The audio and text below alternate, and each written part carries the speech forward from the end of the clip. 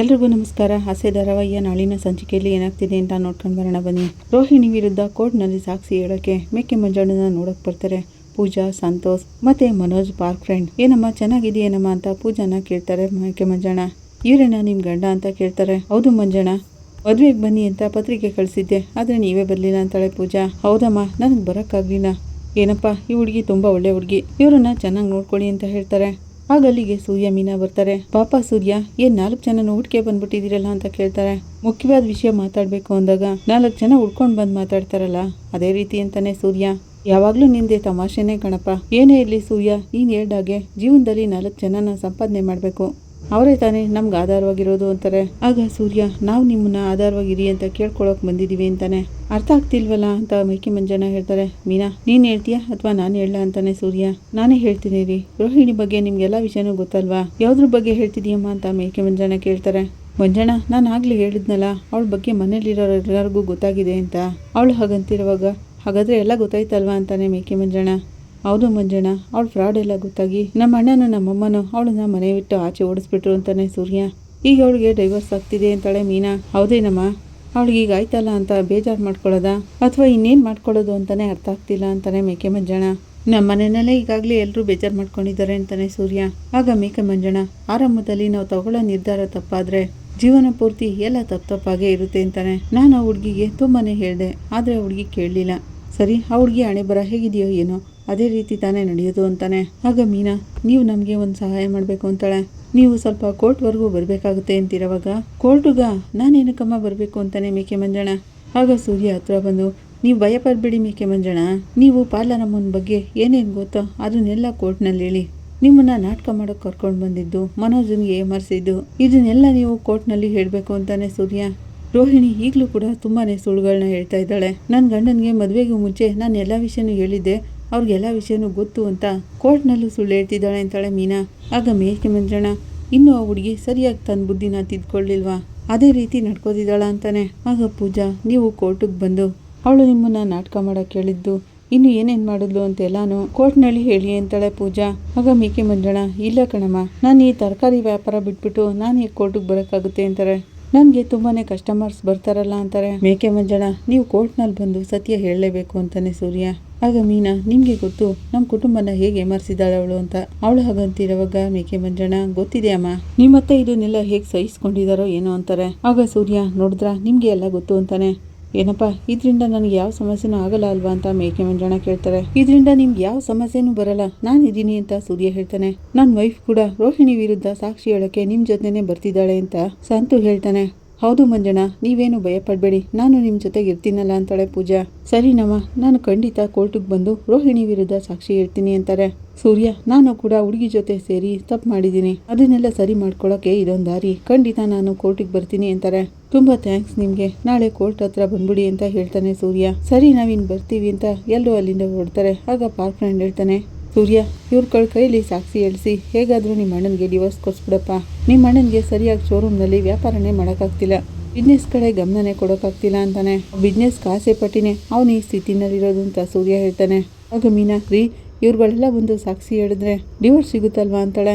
ಸಿಗುತ್ತೆ ಮೀನಾ, ಎಲ್ಲರಿಗಿಂತ ಮುಖ್ಯವಾದ ಸಾಕ್ಷಿ ಅಂದ್ರೆ ಈ ಸೌಂಡ್ ಪಾರ್ಟಿ ನಿನ್ ಫ್ರೆಂಡ್ ವಿರುದ್ಧ ಸಾಕ್ಷಿ ಹೇಳ್ಬೇಕು ಅಂತ ಆಮೇಲೆ ತಪ್ಪಿಸ್ಕೊಳ್ಳಲ್ಲ ತಾನೆ ಅಂತ ಸೂರ್ಯ ಕೇಳ್ತಾನೆ. ಅಣ್ಣ, ನೀವೇನು ಚಿಂತೆ ಮಾಡ್ಬೇಡಿ, ನಾನಿದ್ದೀನಣ್ಣ. ಪೂಜಾ ಅಲ್ಲಿಗೆ ಬಂದು ಎಲ್ಲಾ ಸತ್ಯನೂ ಹೇಳ್ತಾಳೆ ಅಂತಾನೆ ಸಂತು. ಆಗ ಪೂಜಾ ಕೂಡ ನಾನು ಎಲ್ಲಾ ಸತ್ಯನೂ ಹೇಳ್ತೀನಿ ಅಂತಾಳೆ. ಸರಿ ಅಂತಾನೆ ಸೂರ್ಯ.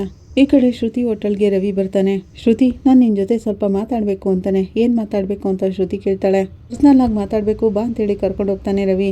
ನನ್ಗೆ ಕೆಲಸ ತುಂಬಾನೇ ಇದೆ, ನನ್ಗೆ ಅಂತ ಸಪೋರ್ಟ್ ಮಾಡಕ್ಕೆ ಯಾರು ಇಲ್ಲ, ನಾನೇ ಎಲ್ಲಾನು ನೋಡ್ಕೋಬೇಕು, ಏನೇ ಇದ್ರು ಆದಷ್ಟು ಬೇಗ ಹೇಳಿ ಮುಗಿಸು ಅಂತಾಳೆ. ನಾನ್ ನಿಮ್ ರೆಸ್ಟೋರೆಂಟ್ಗೆ ಕೆಲ್ಸಕ್ಕೆ ಬರಲ್ಲ ಅಂತಾನೆ ರವಿ. ಏನು ಕೆಲ್ಸಕ್ಕ ಅಂತಾಳೆ ಶ್ರುತಿ. ಹೌದು ಶ್ರುತಿ, ನೀನ್ ಯಾವಾಗ್ಲೂ ಬಾ ಅಂತ ಕರಿತಿದೀಯಲ್ಲ, ಈಗ ನನ್ಗೆ ಬರೋಕೆ ಓಕೆ, ನೀನ್ ಎಷ್ಟು ಸ್ಯಾಲ್ರಿ ಕೊಡ್ಬೇಕು ಅಂತ ಅನ್ಸುತ್ತೋ ಅಷ್ಟನ್ನ ಕೊಡು ಅಂತಾನೆ. ಸ್ಯಾಲ್ರಿ ತಗೊಳ್ಳೋ ಎಂಪ್ಲಾಯ್ ಆಗಿ ನೀನ್ ಬರ್ಬೇಕು ಅಂತ ನಾನು ಕರೆದಿಲ್ಲ, ಈ ರೆಸ್ಟೋರೆಂಟು ನಮ್ಮಿಬ್ರದು, ಪ್ರಾಫಿಟ್ ನ ಸೇರ್ ಮಾಡ್ಕೊಳ್ಳೋಣ ಅಂತಾಳೆ. ಹಾಗಲ್ಲ ಶ್ರುತಿ, ಅದು ಅಂತ ರವಿ ಹೇಳ್ತಿರೋವಾಗ, ಈ ರೆಸ್ಟೋರೆಂಟ್ ನ ನಿನ್ಗೋಸ್ಕರನೇ ಸ್ಟಾರ್ಟ್ ಮಾಡಿದ್ದು, ನಾನೊಬ್ಳು ಡಬ್ಬಿಂಗ್ ಆರ್ಟಿಸ್ಟ್, ನಾನು ಅದ್ರಲ್ಲೇ ತುಂಬಾನೇ ಬ್ಯುಸಿ ಆಗಿದೆ, ನಿನ್ ಫ್ಯೂಚರ್ ಚೆನ್ನಾಗಿರ್ಲಿ ಅನ್ನೋದಕ್ಕೋಸ್ಕರ ಈ ರೆಸ್ಟೋರೆಂಟ್ ನ ಸ್ಟಾರ್ಟ್ ಮಾಡಿದೆ. ಸರಿ, ಎಷ್ಟು ಕರೆದ್ರು ಬರ್ಲಾ ಅಂತ ಹೇಳ್ತಿದ್ದೆ, ಈಗೇನೋ ಮನ್ಸ್ ಮಾಡಿ ಇಲ್ಲಿ ತನಕ ಬಂದ್ಬಿಟ್ಟಿದ್ಯಾ ಅಂತಾಳೆ. ಆಗ ರವಿ ಯೋಚಿಸಿ ನೋಡ್ದೆ, ನೀನು ಹೇಳೋದ್ರಲ್ಲೂ ನ್ಯಾಯ ಇದೆ ಅಂತ ನನ್ಗನ್ನಿಸ್ತು. ಅದಕ್ಕೆ ಇಲ್ಲೇ ವರ್ಕ್ ಮಾಡೋಣ ಅಂತ ನಿರ್ಧಾರ ಮಾಡಿ ಬಂದ್ಬಿಟ್ಟೆ ಅಂತಾನೆ. ಚೆನ್ನಾಗಿ ಯೋಚನೆ ಮಾಡಿ ನಿರ್ಧಾರ ತಗೊಂಡಿದ್ಯಾ ಅಂತ ಶ್ರುತಿ ಕೇಳ್ತಾಳೆ. ನಾನು ಯೋಚನೆ ಮಾಡೇ ಇಲ್ಲಿಗೆ ಬಂದಿರೋದು ಅಂತ ರವಿ ಹೇಳ್ತಾನೆ. ಅದೆಲ್ಲ ನಿನಗೆ ಗೊತ್ತಲ್ವಾ ಅಂತಿರೋವಾಗ, ಆದ್ರೆ ನಾನು ಮಾತ್ರ ಯೋಚನೆ ಮಾಡದೆ ಎಲ್ಲಾನು ಮಾಡ್ತೀನಿ. ಅದರಿಂದ ಏನಾದರೂ ಸಮಸ್ಯೆ ಆದರೆ ಅದನ್ನ ಹೇಗೆ ಕರೆಕ್ಟ್ ಮಾಡೋದು ಅಂತ ನಂತರ ಯೋಚನೆ ಮಾಡ್ತೀನಿ. ಅದೆಲ್ಲ ನಿನಗೂ ಗೊತ್ತಲ್ವಾ ಅಂತಾಳೆ. ಚೆನ್ನಾಗಿ ಗೊತ್ತಿದೆ ಅಂತ ರವಿ ಹೇಳ್ತಿರುವಾಗ, ಏನೇ ಇರಲಿ ನಿನಗೆ ತುಂಬ ಥ್ಯಾಂಕ್ಸ್ ಅಂತ ಕೈ ಇಟ್ಕೊಂಡು ಹೇಳ್ತಾಳೆ.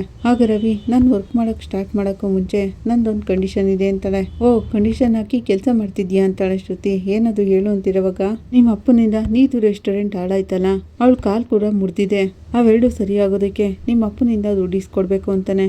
ಐ ಮೀನ್ ಕಾಂಪನ್ಸೇಷನ್ ಅಂತಾನೆ. ಆಗ ಶ್ರುತಿ ಕೋಪ ಮಾಡ್ಕೊಂಡು, ಹಾಗಾದ್ರೆ ನೀನು ಇಲ್ಲಿಗೆ ಜಾಯ್ನ್ ಆಗ್ತಿರೋದು ಅವಳಿಗೋಸ್ಕರನಾ, ನನಗೋಸ್ಕರ ಅಲ್ವಾ ಅಂತಾಳೆ. ಆಗಲ್ಲ ಶ್ರುತಿ, ನಮಗೋಸ್ಕರನೇ ನಾನು ಜಾಯ್ನ್ ಆಗ್ತಿರೋದು. ಆದರೆ ನಮ್ಮಿಂದ ನೀತಕ್ಕೆ ತೊಂದರೆ ಆಗಬಾರ್ದಲ್ವಾ, ಅದರಿಂದನೇ ಆಗಿರೋದನ್ನೆಲ್ಲ ಸರಿ ಮಾಡಬೇಕು ಅಂತ ನಾನು ಅನ್ಕೊಂಡಿದ್ದೀನಿ ಅಂತಾನೆ. ನೀನು ರೆಸ್ಟೋರೆಂಟ್ಗೆ ಕೆಲ್ಸಕ್ಕೆ ಬರ್ತೀನಿ ಅಂತ ಹೇಳಿದೆ, ನಾನು ಓಕೆ ಅಂತ ಹೇಳಿದೆ. ಯಾಕಂದರೆ ಈ ರೆಸ್ಟೋರೆಂಟು ನನ್ನ ಕಂಟ್ರೋಲ್ನಲ್ಲಿದೆ. ಆದರೆ ನೀನು ಹೇಳ್ತಿರೋ ಈ ಸಮಸ್ಯೆಗೂ ನನಗೂ ಸಂಬಂಧ ಇಲ್ಲ, ಅದು ನನ್ನ ಕಂಟ್ರೋಲ್ನಲ್ಲೂ ಇಲ್ಲ. ನೀನೇನಿದ್ರು ನಮ್ಮ ಡ್ಯಾಡ್ ಹತ್ರನೇ ಮಾತಾಡಬೇಕು ಅಂತಾಳೆ. ಆಗ ರವಿ, ಹೇಳಬೇಕು ಅಂದರೆ ನೀತಿಗೆ ಹೀಗೆಲ್ಲ ಆಗೋದಕ್ಕೆ ಕಾರಣ ನಾನೇನೆ. ಯಾಕೆಂದರೆ ನಾನು ಅಲ್ಲಿ ರೆಸ್ಟೋರೆಂಟ್ನಲ್ಲಿ ಕೆಲಸ ಮಾಡ್ತಿರೋದ್ರಿಂದ ನಿಮ್ಮಪ್ಪ ನೀತಿಗೆ ಅಷ್ಟೊಂದೆಲ್ಲ ತೊಂದರೆ ಕೊಟ್ಟಿರೋದು.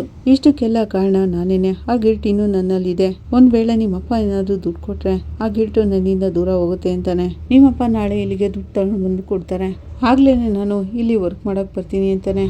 ನಾವು ಹಸ್ಬೆಂಡ್ ಆ್ಯಂಡ್ ವೈಫ್ ಆಗಿ ಮತ್ತೆ ಬಾಳ್ವೆ ಮಾಡ್ತೀವಿ ಅಂತಾನೆ ರವಿ. ಇಲ್ಲಾಂದರೆ ನಾವು ಹಸ್ಬೆಂಡ್ ಆ್ಯಂಡ್ ವೈಫ್ ಆಗಲ್ವಾ ಅಂತಾಳೆ ಶ್ರುತಿ. ಆಗ ಅಲ್ಲಿಗೆ ಮೀನಾ ಬರ್ತಾಳೆ. ರವಿ, ನೀವಿಲ್ಲಿ ಅಂತಿರೋವಾಗ, ಬನ್ನಿ ಮೀನಾ ಅವರೇ, ಇವನು ನಮ್ಮ ರೆಸ್ಟೋರೆಂಟ್ಗೆ ಶೆಫ್ ಆಗಿ ಜಾಯ್ನ್ ಆಗೋಕ್ಕೆ ಬಂದಿದ್ದಾನೆ ಅಂತಾಳೆ. ಹೌದಾ ರವಿ, ಈ ನಿರ್ಧಾರ ಕರೆಕ್ಟಾಗಿದೆ. ನೀವಿಬ್ರು ಸೇರಿ ಈ ಹೋಟೆಲ್ ಬಿಸ್ನೆಸ್ನ ಚೆನ್ನಾಗಿ ನೋಡ್ಕೊಂಡ್ರೆ ನೀವಿಬ್ರು ಜೀವನದಲ್ಲಿ ಮುಂದೆ ಬರ್ತೀರಾ ಅಂತಾಳೆ. ಆಗ ಶ್ರುತಿ, ಸರ್ ಒಂದು ಕಂಡೀಷನ್ ಮೇಲೆ ಬಂದಿದ್ದಾರೆ ಮೀನಾ ಮರಿ ಅಂತಾಳೆ. ಏನು ಕಂಡೀಷನ್ ಅಂತ ಮೀನಾ ಕೇಳ್ತಾಳೆ. ಇದು ರೆಸ್ಟೋರೆಂಟ್ ಹಾಳಾಗಿರೋದಕ್ಕೆ, ಅವಳು ಕಾಲು ಮುರಿದೋಗಿರೋದಕ್ಕೆ ನಾನು ಹೋಗಿ ನನ್ನ ಪಪ್ಪನ ಜೊತೆ ಮಾತಾಡಿ ಕಾಂಪನ್ಸೇಷನ್ ಕೊಡಿಸ್ಬೇಕಂತೆ ಅಂತಾಳೆ. ಅದಕ್ಕೆಲ್ಲ ನಿಮ್ಮ ಅಪ್ಪ ಒಪ್ಕೋತಾರ ಅಂತ ಮೀನಾ ಕೇಳ್ತಾಳೆ. ಅದನ್ನೆಲ್ಲ ಅವ್ರ ಜೊತೆನೇ ಮಾತಾಡಿ ನಾನು ಹೇಳ್ಬೇಕು ಅಂತಾಳೆ ಶ್ರುತಿ. ನೀನು ಹೇಳ್ದಾಗೆ ಎಲ್ಲ ಸರಿ ಹೋದರೆ ಆಗ ನಾನು ಇಲ್ಲಿಗೆ ಬಂದು ವರ್ಕ್ ಮಾಡ್ತೀನಿ ಅಂತಾನೆ ರವಿ. ಆಗ ಶ್ರುತಿ, ನನಗೂ ಒಂದು ಕಂಡೀಷನ್ ಇದೆ, ನೀತಿಗೂ ನಿನಗೂ ಯಾವ ಲವ್ ಇಲ್ಲ ಅಂತ ಕ್ಲಾರಿಫಿಕೇಶನ್ ಕೊಟ್ಟು ಸೋಷಿಯಲ್ ಮೀಡಿಯಾದಲ್ಲಿ ಹೇಳಬೇಕು ಅಂತಾಳೆ. ಹಾಗೆಯೇ ಅವಳು ಇದುವರೆಗೂ ಮಾಡಿರೋ ಫ್ರಾಡ್ ಕೆಲಸಗಳಿಗೆಲ್ಲ ನನ್ನ ಹತ್ರ ಬಂದು ಸಾರಿ ಕೇಳಬೇಕು ಅಂತಾಳೆ. ಅವಳು ಹಾಗೆಲ್ಲ ಮಾಡೋಕ್ಕಾಗಲ್ಲ ಅಂತ ಹೇಳಿದ್ಲು ಅಂತಾನೆ ರವಿ. ಹಾಗಾದರೆ ನೀನು ಹೇಳ್ದಾಗೆ ನಾನು ಮಾಡೋಕ್ಕಾಗಲ್ಲ ಅಂತಾಳೆ ಶ್ರುತಿ. ಹಾಗಿದ್ಮೇಲೆ ನಿನ್ನ ಜೊತೆ ಮಾತಾಡಿ ಯಾವ ಪ್ರಶ್ನೆನೂ ಇಲ್ಲ, ನಾನು ನೀನು ಬರ್ತೀನಿ ಅದಕ್ಕೆ ಅಂತಾನೆ ರವಿ. ಆಗ ಮೀನಾ, ನಿಂತ್ಕೋ ರವಿ, 1 ನಿಮಿಷ ಅಂತ ಹೇಳ್ತಾಳೆ. ಶ್ರುತಿ ಬೈಲಿ ಅಂತ ಒಳಗೆ ಕರ್ಕೊಂಡು ಹೋಗ್ತಾಳೆ. ಏನು ಶ್ರುತಿ, ನೀನು ರವಿನೇ ಇಲ್ಲಿಗೆ ಬಂದು ಕೆಲಸ ಮಾಡ್ತೀನಿ ಅಂತ ಒಪ್ಕೊಂಡಿದ್ದಾರಲ್ವಾ, ಮತ್ತಿನ್ನೇನು, ಮೊದಲು ನೀನು ಅದಕ್ಕೆ ಸರಿ ಅಂತ ಒಪ್ಕೋ. ಆಗ ಶ್ರುತಿ, ಮೀನಾ ಮರಿ, ನಾನು ಹೇಳೋದನ್ನ ಸ್ವಲ್ಪ ಕೇಳಿ ಅಂತಾಳೆ. ಶ್ರುತಿ, ನಾವು ಅಂದ್ಕೊಂಡಾಗೆಲ್ಲ ತಕ್ಷಣ ಆಗಲ್ಲ, ನೀನು ಹೇಳಿದ್ದನ್ನೆಲ್ಲ ನಾವಾಮೇಲೆ ನೋಡ್ಕೊಳ್ಳೋಣ. ರವಿ ಮನ್ಸು ಬದಲಾಯಿಸಿ ಇಲ್ಲಿಗೆ ಕೆಲ್ಸಕ್ಕೆ ಬಂದಿದ್ದಾರೆ, ಮೊದಲು ಅವ್ರು ಇಲ್ಲಿಗೆ ಬಂದು ನಿನ್ನ ಜೊತೆ ಕೆಲಸ ಮಾಡಲಿ, ಆಮೇಲೆ ನೋಡೋಣ ಅಂತಾಳೆ. ಸರಿ ಅಂತೇಳಿ ಶ್ರುತಿ, ರವಿ ನೀನು ಇಲ್ಲಿಗೆ ಬಂದು ಕೆಲಸ ಮಾಡ್ತೀನಿ ಅಂತಿದೆಯಲ್ಲ, ಅದಕ್ಕೆ ನನಗೋಕೆ, ನಾನು ಕೂಡ ನೀನು ಹೇಳಿದ್ರ ಬಗ್ಗೆ ನಮ್ಮ ಪಪ್ಪ ಜೊತೆ ಮಾತಾಡೋಕ್ಕೆ ಟ್ರೈ ಮಾಡ್ತೀನಿ ಅಂತಾಳೆ. ಆಮೇಲೆ ಈ ರೆಸ್ಟೋರೆಂಟ್ಗೆ ನೀನು ನಾನು ಇಬ್ಬರು ಪಾರ್ಟ್ನರ್ಸು, ಅದನ್ನ ಬಿಟ್ಟರೆ ಬೇರೆ ಏನೂ ಇಲ್ಲ ಅಂತಾಳೆ. ನನಗೆ ಅರ್ಥ ಆಗ್ತಿಲ್ಲ ಅಂತ ರವಿ ಹೇಳ್ತಿರೋವಾಗ, ನಾನು ಹೇಳ್ದಾಗೆ ನೀತು ಬಂದು ಸಾರಿ ಕೇಳಬೇಕು, ಆಗ ಮಾತ್ರ ನಾವಿಬ್ಬರು ಸೇರಿ ಒಂದೇ ಮನೇಲಿ ಬಾಳಕ್ಕಾಗೋದು. ಅದುವರೆಗೂ ನೀನು ಇಲ್ಲಿಗೆ ಕೆಲ್ಸಕ್ಕೆ ಬಾ, ನಿನ್ನ ರೆಸ್ಟೋರೆಂಟ್ ಅಂತಾನೆ ನೋಡ್ಕೋ, ಯಾವ ಸಮಸ್ಯೆನೂ ಇಲ್ಲ. ಆದರೆ ನಾನು ಹೇಳಿದ್ ನಡೆಯೋವರೆಗೂ ನಾನು ನಮ್ಮನೆಯಲ್ಲೇ ಇರ್ತೀನಿ ಅಂತಾಳೆ. ನೀನು ಇಲ್ಲಿ ಕೆಲಸ ಮುಗಿಸ್ಕೊಂಡು ನಿಮ್ಮ ಮನೆಗೆ ನೀನು ಹೋಗು ಅಂತಾಳೆ. ರವಿ ಮೀನಾ ಕಡೆ ತಿರುಗಿ ನೋಡ್ತಾನೆ. ಮೀನಾ ಒಪ್ಕೊಳ್ಳಿ ರವಿ ಅಂತ ಸನ್ನೆ ಮಾಡ್ತಾಳೆ. ಸರಿ, ನಾನು ಆಗಿದ್ಮೇಲೆ ಕೆಲ್ಸಕ್ಕೆ ಬರ್ತೀನಿ ಅಂತ ರವಿ ಹೇಳ್ತಾನೆ. ಹಾಗಂತೇಳಿ ರವಿ ಹೋಗ್ತಿರೋವಾಗ, ರವಿ ಕೆಲ್ಸಕ್ಕೆ ಜಾಯ್ನ್ ಆಯ್ತಲ್ಲ, ಮತ್ತಿನ್ನೆಲ್ಲಿಗೆ ಹೋಗ್ತಿದ್ದೀರಾ, ಇವತ್ತಿಂದನೇ ಕೆಲಸ ಶುರು ಮಾಡಿ ಅಂತಾಳೆ ಶ್ರುತಿ. ರವಿ ಹೋಟೆಲ್ ಒಳಗೆ ಹೋಗ್ತಾನೆ. ಶುಭಾಶಯಗಳು ಶ್ರುತಿ, ಹೇಗೋ ರವಿ ಇಲ್ಲಿ ಕೆಲ್ಸಕ್ಕೆ ಬಂದ್ಬಿಟ್ನಲ್ಲ, ಇನ್ಮೇಲೆಲ್ಲ ಸರಿ ಹೋಗುತ್ತೆ, ನೀನು ಕೂಡ ರವಿ ಜೊತೆ ಸೇರಿ ನಮ್ಮ ಮನೆಗೆ ಬರ್ತೀಯಾ, ನನ್ಗ ನಂಬಿಕೆ ಇದೆ ಅಂತಾಳೆ ಮೀನಾ. ಈ ಕಡೆ ಮನೋಜ್ ಶೋರೂಮ್ನಲ್ಲಿ ಸ್ಟಾಕ್ ಎಲ್ಲ ಸರಿಯಾಗಿದೆ ಅಂತ ಚೆಕ್ ಮಾಡು ಅಂತಾನೆ ಛಾಯಾಗೆ. ಸರಿ ಸರ್ ಅಂತ ಛಾಯಾ ಹೇಳ್ತಿರೋವಾಗ ಅಲ್ಲಿಗೆ ಪಾರ್ಕ್ ಫ್ರೆಂಡ್ ಬರ್ತಾನೆ. ಬ್ರೋ ಎಲ್ಲಿಗೆ ಹೊರಟೋಗಿದ್ರಿ, ಶೋರೂಮ್ ಬರೋಕ್ಕೆ ಟೈಮ್ 5 ಅಂತ ಮನೋಜ ಕೇಳ್ತಾನೆ. ಎಲ್ಲ ನಿನ್ಗೋಸ್ಕರನೇ ಅಪ್ಪ ನಾವು ಹೋಗಿದ್ದು ಅಂತ ಪಾರ್ಕ್ ಫ್ರೆಂಡ್ ಹೇಳ್ತಾನೆ. ನಿನ್ಗೆ ಗೊತ್ತಿಲ್ಲದೆ ಇರೋ ಹಾಗೆ ನಿನಗೆ ಒಳ್ಳೇದಾಗುವಾಗ ಮಾಡ್ತಿದ್ದೀನಿ ಅಂತಾನೆ. ನನಗೇನು ಒಳ್ಳೇದು ಮಾಡ್ತಿದ್ದೀರಾ ಅಂತ ಮನೋಜ ಕೇಳ್ತಾನೆ. ಕೋರ್ಟಿಗೆ ಬಂದು ಆ ಮಲೇಷಿಯಾ ಮಾವ ಸಾಕ್ಷಿ ಹೇಳ್ಬೇಕು ಅಂತ ಅನ್ಕೊಂಡಿದ್ವಲ್ಲ, ಅದಕ್ಕೆ ಅಂತ ಸೂರ್ಯ ಮೀನಾ ಎಲ್ಲರೂ ಸೇರಿ ಆ ಕೆಲಸದ ಮೇಲೆ ನನ್ನನ್ನು ಕರ್ಕೊಂಡೋಗಿದ್ರು ಅಂತಾನೆ. ನಾನು ಹೋಗಿ ಅವ್ರನ್ನ ನೋಡ್ಕೊಂಡು ಮಾತಾಡ್ಕೊಂಡು ಬರ್ತಿದ್ದೀನಿ ಅಂತಾನೆ. ಹೌದಾ, ಹಾಗಾದ್ರೆ ಅವ್ರು ಬರ್ತೀನಿ ಅಂತ ಒಪ್ಕೊಂಡ ಅಂತ ಮನೋಜ ಕೇಳ್ತಾನೆ. ಅದನ್ನೆಲ್ಲ ಮಾತಾಡಿ ಒಪ್ಸಾಯ್ತು ಅಂತಾನೆ park friend. Bro super bro, ತುಂಬಾನೇ ಥ್ಯಾಂಕ್ಸ್ ಅಂತಾನೆ ಮನೋಜ. ಬಿಡಪ್ಪ, ಅದಕ್ಕೆಲ್ಲ ಥ್ಯಾಂಕ್ಸ್ ಯಾಕೆ ಹೇಳ್ತೀರಾ, ನಿನ್ಗೆ ಆದಷ್ಟು ಬೇಗ ಡೈವರ್ಸ್ ಸಿಗೋಕೆ ನಾನು ಕೂಡ ಸಹಾಯ ಮಾಡ್ತಿದ್ದೀನಿ ಅಂತ ನೆನೆಸ್ಕೊಟ್ರೆ ನನಗೇನೆ ತುಂಬ ಖುಷಿ ಆಗ್ತಿದೆ ಅಂತಾನೆ.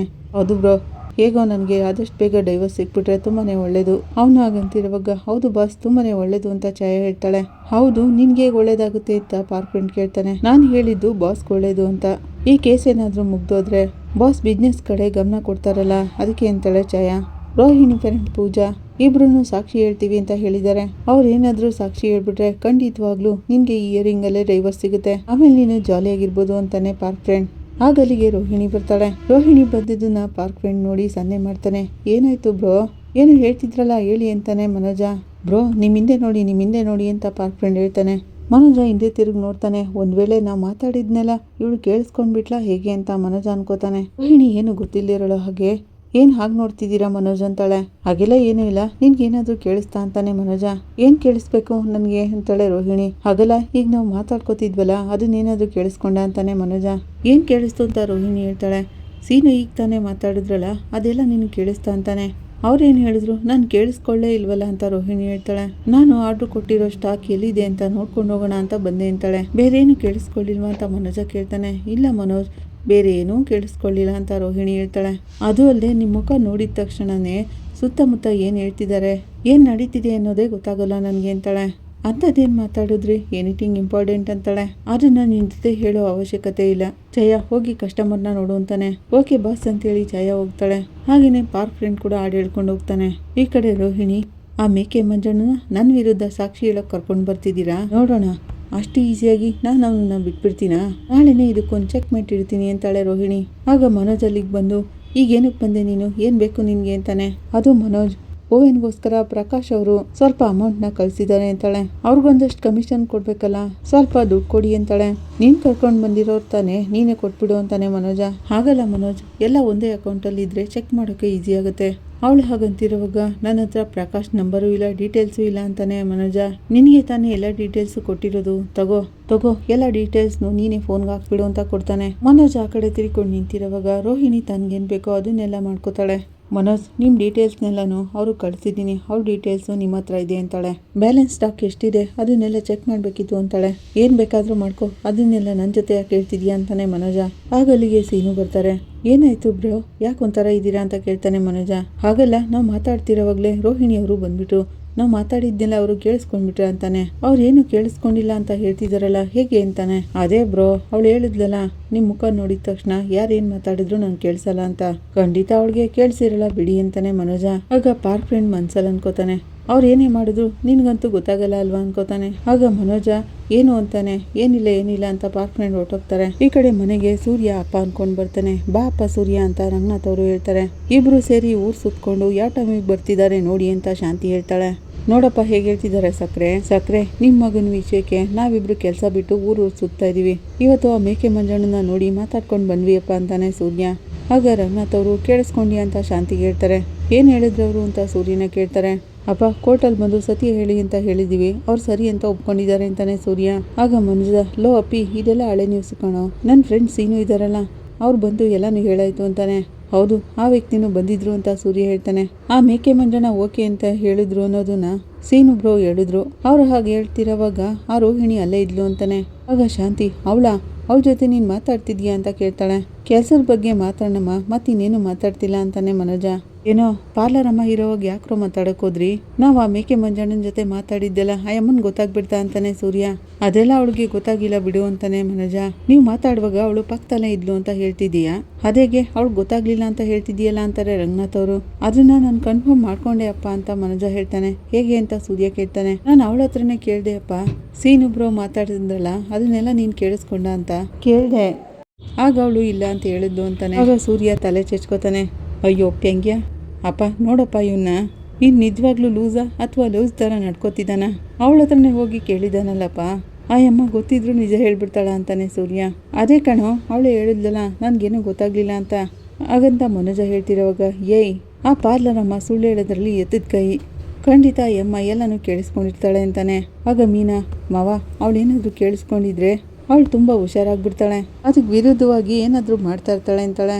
ಆಗ ರಂಗನಾಥ್ ಅವರು, ಮನೋಜ ಸ್ವಲ್ಪನಾದರೂ ಜಾಗ್ರತೆಯಿಂದ ಇರಬೇಕಲ್ವೇನೋ, ಯಾರ ಮುಂದೆ ಏನು ಮಾತಾಡಬೇಕು ಅನ್ನೋದು ಗೊತ್ತಾಗಲ್ವಾ ನಿನಗೆ ಅಂತಾರೆ. ಸರಿ ಅವಳು ಕೇಳಿಸ್ಕೊಂಡಿಲ್ಲ ಅಂತ ಹೇಳ್ತಿದ್ದಾನಲ್ಲ ಬಿಡಿ ಅಂತಾಳೆ ಶಾಂತಿ. ಒಂದು ವೇಳೆ ಕೇಳಿಸ್ಕೊಂಡಿದ್ದು ಆ ಮೇಕೆ ಮಂಜಣ್ಣನಿಗೆ ದುಡ್ಡು ಕೊಟ್ಬಿಟ್ರೆ ಅವಯ್ಯ ಬಂದು ಸುಳ್ಳು ಹೇಳ್ಬೋದಲ್ವಾ ಅಂತ ಸೂರ್ಯ ಹೇಳ್ತಾನೆ.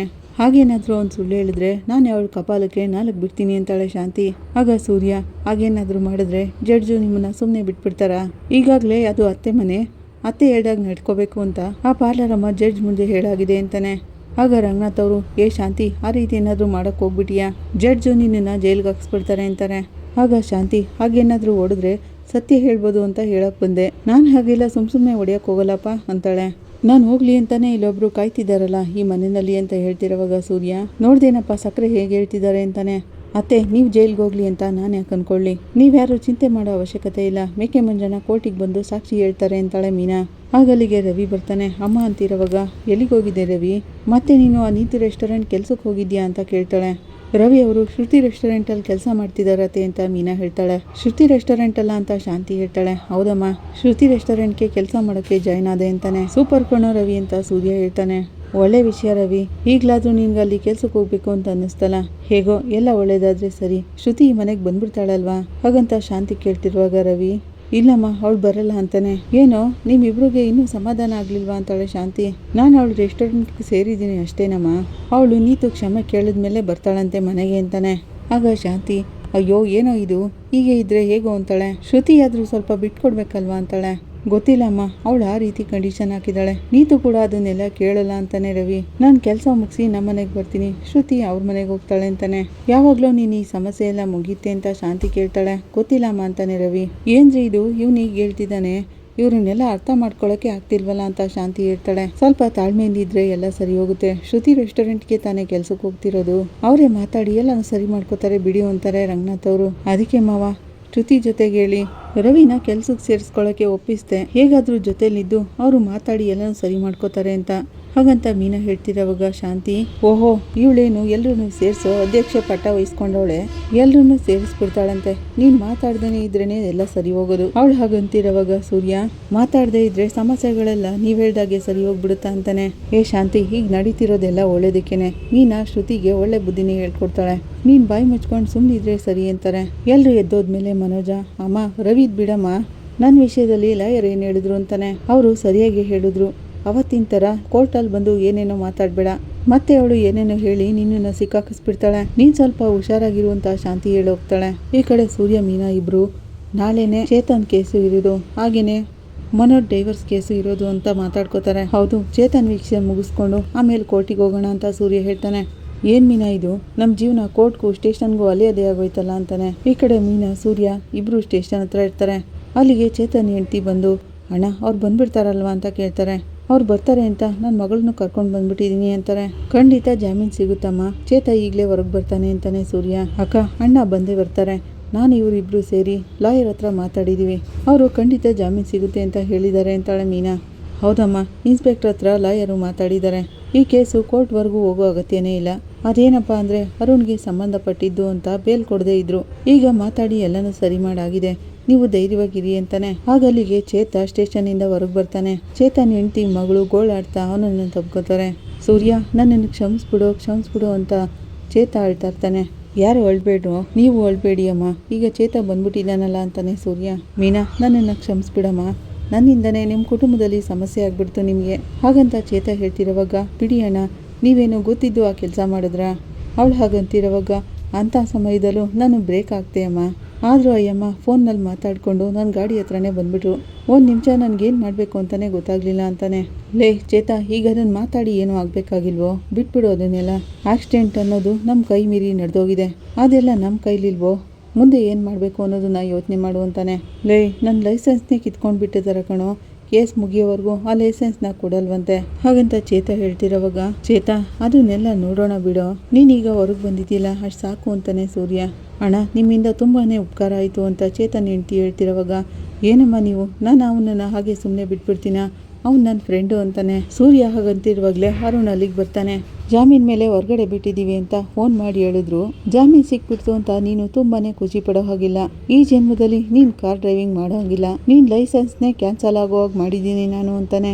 ಆಗ ಅಲ್ಲೇ ಇದ್ದಂಥ ಚೇತನ್ ಹೆಂಡ್ತಿ, ಸರ್ ದಯವಿಟ್ಟು ಹಾಗೆಲ್ಲ ಮಾಡೋಕ್ಕೆ ಹೋಗ್ಬಿಡಿ, ನಿಮ್ಮನ್ನು ಕೈ ಮುಗಿದು ಬೇಡ್ಕೋತಿದ್ದೀನಿ, ನಾವು ಜೀವನ ಮಾಡ್ತಿರೋದೇ ಅದರಿಂದ, ಲೈಸೆನ್ಸ್ ವಾಪಸ್ ಕೊಡಿಸ್ಬಿಡಿ ಸರ್ ಅಂತಾರೆ. ನಮ್ಮಮ್ಮನ ಕೊಂದಿರೋ ಕೊಲೆಗಾರ ನೀನನ್ನ ಅಷ್ಟು ಸುಲಭವಾಗಿ ಬಿಟ್ಬಿಡ್ತೀನಾ? ಇದನ್ನ ಯಾರು ಹೇಳಿ ನೀನು ಆಗ ಮಾಡಿದ್ಯೋ? ಇದರಿಂದ ಯಾರ್ಯಾರೆಲ್ಲ ಇದ್ದಾರೆ ಅಂತ ನನಗೆ ಚೆನ್ನಾಗಿ ಗೊತ್ತು. ಆದಷ್ಟು ಬೇಗ ಇದಕ್ಕೆಲ್ಲ ಶಿಕ್ಷೆ ಅಂತ ಅನುಭವಿಸ್ತೀರಾ ನೀವು. ನಿನ್ಗೆ ಲೈಸೆನ್ಸ್ ಅನ್ನೋದೇ ಸಿಗೋಲ್ಲ, ನೀನು ಕೂಡ ಖಂಡಿತವಾಗ್ಲೂ ಜೈಲಿಗೆ ಹೋಗ್ತೀಯ ಅಂತ ಹೇಳೋಗ್ತಾನೆ. ಅವನು ಹಾಗೆ ಹೇಳಿದ ತಕ್ಷಣ ಚೇತ ತಲೆ ಚೆಚ್ಕೋತಾನೆ. ಅಯ್ಯೋ ದೇವ್ರೇ ನಾನು ಏನಪ್ಪ ಮಾಡಲಿ ಅಂತ ಓಡೋಗ್ತಾನೆ. ಸೂರ್ಯ, ನಾನು ಬೇಕು ಅಂತ ಮಾಡಲಿಲ್ವೋ? ಇನ್ನು ಮುಂದೆ ನನ್ನ ಹೆಂಡತಿ ಮಕ್ಕಳು ನಾನು ಹೇಗೋ ಕಾಪಾಡೋದು ಅಂತ ಬಾಯಿ ಹೊಡ್ಕೊತಿರ್ತಾನೆ. ಏ ಚೇತ, ನೀನು ಯಾಕೋ ಇಷ್ಟೊಂದು ಚಿಂತೆ ಮಾಡ್ತಿದ್ಯಾ? ಅವನೇನು ದೊಡ್ಡ ಆಫೀಸರಾ? ಎಲ್ಲ ಸರಿ ಹೋಗುತ್ತೆ ಕಣೋ, ನೀನು ಧೈರ್ಯವಾಗಿರು ಅಂತಾನೆ. ಅಣ್ಣ, ಆ ರೀತಿ ಹೇಳ್ಬಿಟ್ಟು ಹೋದ್ರಲ್ಲಣ್ಣ ಅಂತ ಚೇತನ್ ಹೆಂಡತಿ ಕೇಳ್ತಾರೆ. ಅಮ್ಮ, ಅವನೇನೋ ನನ್ನ ಮೇಲಿನ ಕೋಪಕ್ಕೆ ಆ ರೀತಿ ಹೇಳ್ಬಿಟ್ಟು ಹೋಗಿದ್ದಾನೆ. ಅವನೇನು ಕೋರ್ಟಾ ಅಥವಾ ಜಡ್ಜಾ? ನ್ಯಾಯ ಅನ್ನೋದೊಂದು ಇದೆಯಲ್ಲ, ಅದನ್ನು ನೋಡೋಣ ಬನ್ನಿ ಅಂತಾನೆ ಸೂರ್ಯ. ಹಾಗಂತ ಧೈರ್ಯ ಹೇಳಿ ಎಲ್ಲರೂ ಊಟಕ್ಕೆ ಕರ್ಕೊಂಡು ಹೋಗ್ತಿರೋವಾಗ ಮೀನಾ, ನೀವು ಹೋಗಿರಿ, ನಾನು ಈಗಲೇ ಬಂದ್ಬಿಡ್ತೀನಿ ಅಂತ ಕನಕಾಗೆ ಫೋನ್ ಮಾಡ್ತಾಳೆ. ಹೇಳಕ್ಕ ಅಂತ ಕನಕ ಹೇಳ್ತಿರೋವಾಗ ನಾನು ಪೊಲೀಸ್ ಸ್ಟೇಷನಿಂದ ಮಾತಾಡ್ತಿದ್ದೀನಿ, ಚೇತನ್ ಅಣ್ಣನಿಗೆ ಜಾಮೀನು ಸಿಕ್ತು ಅಂತಾಳೆ ಮೀನಾ. ಹೌದಾ ಅಕ್ಕ ಅಂತಾಳೆ ಕನಕ. ಹೌದು ಕಣೆ, ಆದರೆ ಅರುಣ್ ಇಲ್ಲಿಗೆ ಬಂದಿದ್ರು. ಚೇತನ್ ಅಣ್ಣನಿಗೆ ಇನ್ಮೇಲೆ ನಿಮ್ಮ ಕಾರ್ ಲೈಸೆನ್ಸ್ ಸಿಗೋಲ್ಲ, ನೀವು ಕಾರ್ ಓಡಿಸೋಕೆ ಆಗಲ್ಲ ಅಂತ ಕೋಪದಲ್ಲಿ ಹೇಳ್ಬಿಟ್ಟು ಹೋದ್ರು ಅಂತಾಳೆ. ಅದಕ್ಕೆಲ್ಲ ನಾವು ಏನಕ್ಕ ಮಾಡೋಕ್ಕಾಗುತ್ತೆ ಅಂತಾಳೆ ಕನಕ. ನಾನೊಂದು ಹೇಳ್ತೀನಿ ಕೇಳ್ತೀಯ ಅಂತಾಳೆ ಮೀನಾ. ಹೇಳಕ್ಕ ಅಂತಾಳೆ ಕನಕ. ಅರುಣ್ ತುಂಬಾ ಕೋಪ ಮಾಡ್ಕೊಂಡಿದ್ದಾರೆ. ಅವ್ರನ್ನ ನೋಡಿದ್ರೇ ನನಗೇನೆ ಭಯ ಆಗ್ತಿದೆ. ಹೇಳಬೇಕು ಅಂದರೆ ನೀನು ಅಲ್ಲಿ ಇಲ್ಲೇ ಬೇಡ, ಅವ್ರು ಬರೋಕ್ಕೂ ಮುಂಚೆ ಅಮ್ಮನ ಮನೆಗೆ ಬಂದ್ಬಿಡು ಅಂತಾಳೆ. ಇಲ್ಲಕ್ಕ, ನಾನೀಗ ಧೈರ್ಯವಾಗಿದ್ದೀನಿ, ಆದರೆ ಬಾವನ ಜೊತೆ ಮಾತ್ರ ಈ ವಿಷಯನೆಲ್ಲ ಹೇಳ್ಬೇಡಕ್ಕ ಅಂತಾಳೆ. ಹೀಗೆ ನಿನ್ನನ್ನು ದಿನ ಹೊಡಿತಿದ್ರೆ ಯಾರಾದರೂ ಒಬ್ರು ಕೇಳಬೇಕಲ್ವಾ ಅಂತಾಳೆ ಮೀನಾ. ಇಲ್ಲಕ್ಕ, ಈಗ ಏನಾದರೂ ಬಾವನ ಜೊತೆ ಹೇಳಿದ್ರೆ ಸಮಸ್ಯೆ ಇನ್ನೂ ದೊಡ್ಡದಾಗುತ್ತೆ. ನಾನೇ ಇವ್ರ ಜೊತೆ ಮಾತಾಡಿ ಸ್ವಲ್ಪ ಸರಿ ಮಾಡ್ಕೋತೀನಿ ಅಂತಾಳೆ ಕನಕ. ಸರಿ, ಏನಾದರೂ ಇದ್ರೆ ನಾನು ಫೋನ್ ಮಾಡು ಅಂತಾಳೆ ಮೀನಾ. ಈ ಕಡೆ ಕೋರ್ಟಿಗೆ ಶ್ರುತಿ ಕೂಡ ಬಂದಿರ್ತಾಳೆ. ಹಾಯ್ ಮೀನಾ ಮರಿ ಅಂತ ಮಾತಾಡ್ತಿರೋವಾಗ, ನೀನೇನಮ್ಮ ಶ್ರುತಿ ಇಲ್ಲಿ ಅಂತಾಳೆ ಶಾಂತಿ. ಹಾಗಲ್ಲ ಅತ್ತೆ, ಇಂಥ ಡಿವೋರ್ಸ್ ಕೇಸ್ನೆಲ್ಲ ನಾನು ಡಬ್ಬಿಂಗ್ ಮಾಡುವಾಗ ಪಿಕ್ಚರ್ಗಳಲ್ಲಿ ನೋಡಿದೆ. ಕೋರ್ಟ್ನಲ್ಲಿ ಹೇಗೆ ನಡೆಯುತ್ತೆ ಅಂತ ನಾನು ಒಂದು ಸರಿನೂ ನೋಡಿಲ್ಲ, ಅದಕ್ಕೆ ನೋಡ್ಕೊಂಡೋಗೋಣ ಅಂತ ಬಂದೆ ಅಂತಾಳೆ. ಏನಮ್ಮ, ಇದನ್ನೆಲ್ಲ ನೋಡ್ಕೊಂಡು ನೀನೇನಮ್ಮ ಮಾಡ್ತೀಯ ಅಂತಾಳೆ ಶಾಂತಿ. ಫ್ಯೂಚರಲ್ಲಿ ನನಗೂ ಯೂಸ್ ಆಗುತ್ತೆ ಅಲ್ವಾ ಅತ್ತೆ, ಅದಕ್ಕೆ ನೋಡ್ಕೊಂಡೋಗೋಣ ಅಂತ ಬಂದೆ ಅಂತಾಳೆ ಶ್ರುತಿ. ಆಗ ಶಾಂತಿ, ಇವಳೊಬ್ಳು ನಾನು ಏನಾದರೂ ಹೇಳಿದ್ರೆ ಸಾಕು ನನ್ನ ಬಾಯಿನೇ ಮುಚ್ಚಿಸ್ಬಿಡ್ತಾಳೆ ಅಂದ್ಕೊಂಡು ಹೋಗಿ ಒಂದು ಕಡೆ ಕೂತ್ಕೋತಾಳೆ. ಆಗ ಶ್ರುತಿ, ಏನು ಹೇಳಿದ್ರಿ ಅತ್ತೆ ಅಂತ ಕೇಳ್ತಾಳೆ. ಏನೂ ಇಲ್ಲ ಅಮ್ಮ, ಏನಿಲ್ಲ ಅಂತಾಳೆ ಶಾಂತಿ. ಆಗ ಸೂರ್ಯ ಅಲ್ಲಿಗೆ ಬಂದು, ಸೋಂಪ ಪುಡಿ, ನಮ್ಮ ಸಕ್ಕರೆನ ಹೇಗೆ ಆಫ್ ಮಾಡಬೇಕು ಅಂತ ನಿನಗೆ ಚೆನ್ನಾಗಿ ಗೊತ್ತಲ್ವ ಅಂತಾನೆ. ಮನೋಜ್, ಕಾನ್ಫಿಡೆಂಟ್ ಆಗಿದ್ದೀರಾ ಅಂತ ಮನೋಜನ್ನ ಕೇಳ್ತಾಳೆ ಶ್ರುತಿ. ಹಾಗೆಯೇ ಪೂಜಾನ, ಹಾಯ್ ಪೂಜಾ, ನಿಮ್ಮ ಮ್ಯಾರೇಜ್ ಲೈಫ್ ಹೇಗಿದೆ ಅಂತ ಕೇಳ್ತಾ ಹೋಗ್ತಾಳೆ. ಈ ಕಡೆ ರೋಹಿಣಿ ಕೋರ್ಟ್ ಒಳಗೆ, ಶಾಂತಿನ, ಹೇಗಿದ್ದೀರಾ ಅತ್ತೆ? ನಿಮ್ಮನ್ನು ನೋಡ್ತಿದ್ರೆ ಆರೋಗ್ಯ ಸರಿ ಇಲ್ಲ ಅಂತ ಅನ್ನಿಸ್ತಿದೆ ಅಂತಾಳೆ. ನೋಡು ಶ್ರುತಿ, ನನಗೆ ತುಂಬಾ ಕೋಪ ಬಂದಿದೆ. ಇವಳು ಹೀಗೆ ಇಲ್ಲಿ ನಿಂತ್ಕೊಂಡು ಮಾತಾಡ್ತಾನೆ ಇದ್ರೆ ನನ್ನ ಕಾಲಲ್ಲಿರೋ ಚಪ್ಪಲಿ ಕಿತ್ತು ಹೊಡಿತೀನಿ ಅಂತಾಳೆ. ಶಾಂತಿ ಹಾಗಂತಿರುವಾಗ ಸೂರ್ಯ, ಪಾರ್ಲರ್, ನಮ್ಮ ಸಕ್ಕರೆ ಹೇಳ್ದಾಗೆ ಮಾಡಿಬಿಡ್ತಾರೆ, ಆಗ ನೀನು ಕಾಮಿಡಿ ಪೀಸ್ ಆಗಿಬಿಡ್ತೀಯಾ, ಹುಷಾರಾಗಿರು ಅಂತಾನೆ. ಇಲ್ಲಿಗೆ ಈ ಸಂಚಿಕೆ ಮುಕ್ತಾಯ ಆಗುತ್ತೆ. ನಿಮ್ಗೆ ಇಷ್ಟ ಆದರೆ ಲೈಕ್ ಮಾಡಿ, ಕಮೆಂಟ್ ಮಾಡಿ, ಸಬ್ಸ್ಕ್ರೈಬ್ ಮಾಡಿ. Thank you.